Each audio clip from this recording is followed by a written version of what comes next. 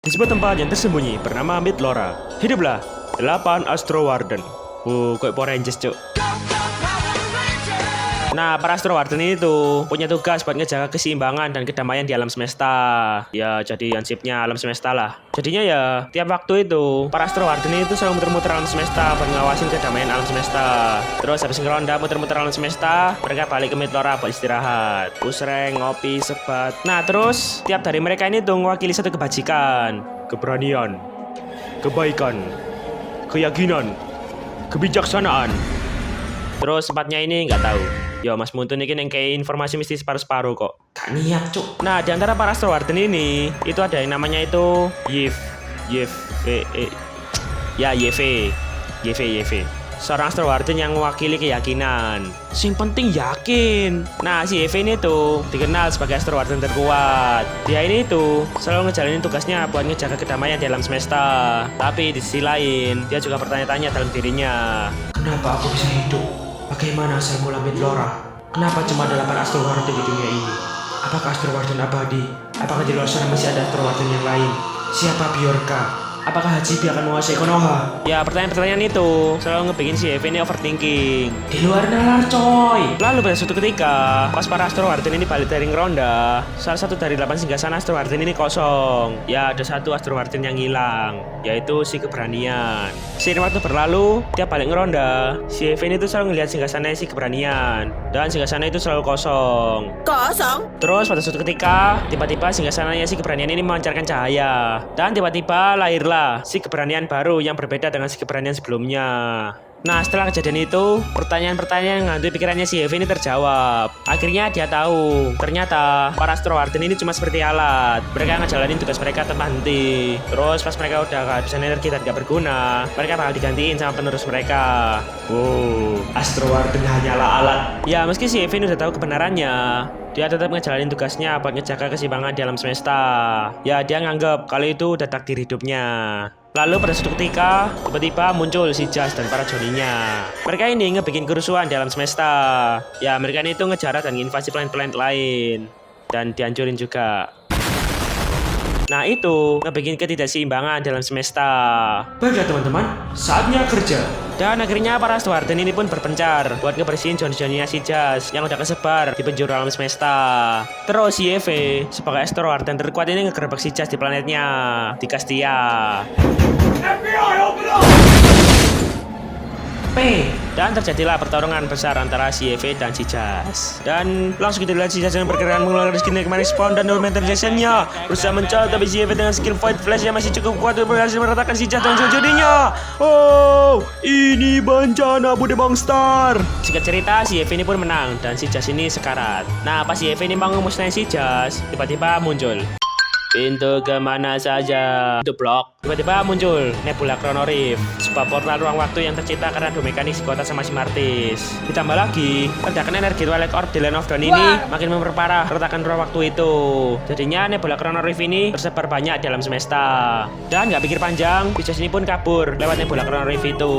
Woi, pantai! Dan pas si Eve ini juga masuk ke Nebula Chrono Rift buat ngejar si Jas, dia kehilangan jejaknya si Jas. Ya, dia teleport di Nebula Chrono Rift yang berbeda. No! Ya, dia ngamuk. Terus dia pun balik ke Castia. Terus dia ngulti dan ngancurin Castia sampai gak bersisa.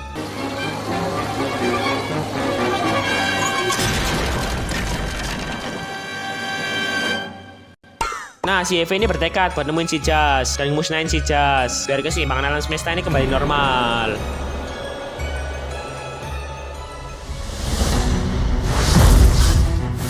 The swarm has devoured too many planets. You have sabotaged and desecrated the equilibrium of the universe. No matter how many of you stand in my way, I will protect the equilibrium because I am the equilibrium.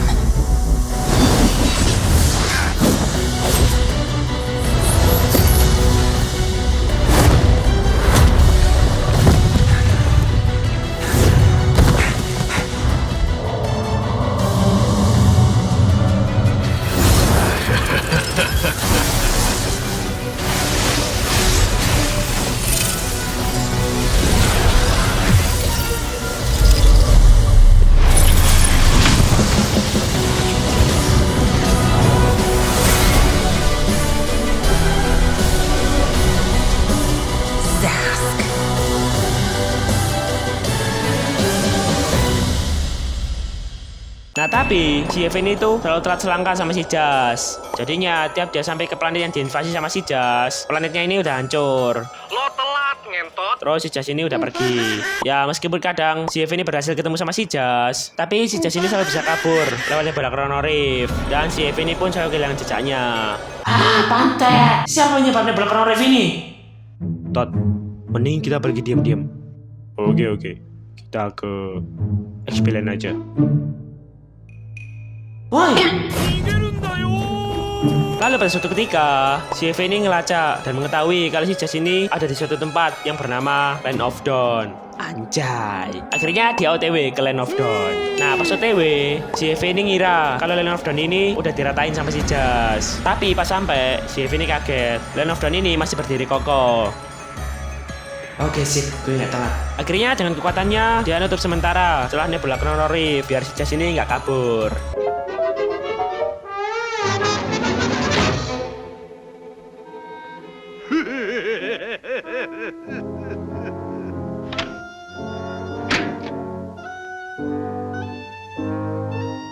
Terus si Eve ini mendarat di Northern Vale dan ketemu sama si Aurora.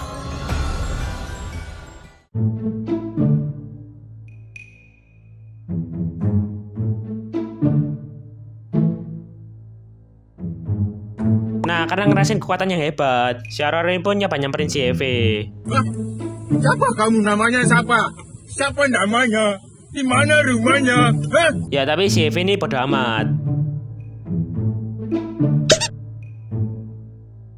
Woi, aku ngomong sama kamu. Beraninya kamu nyuekin aku? Aku Aurora, Ratu es Queen Speak.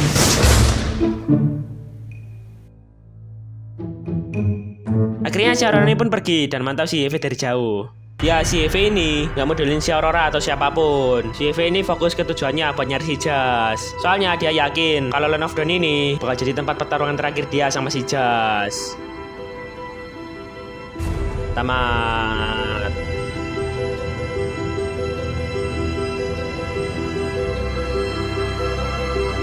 Wee wee wee wee wee wee.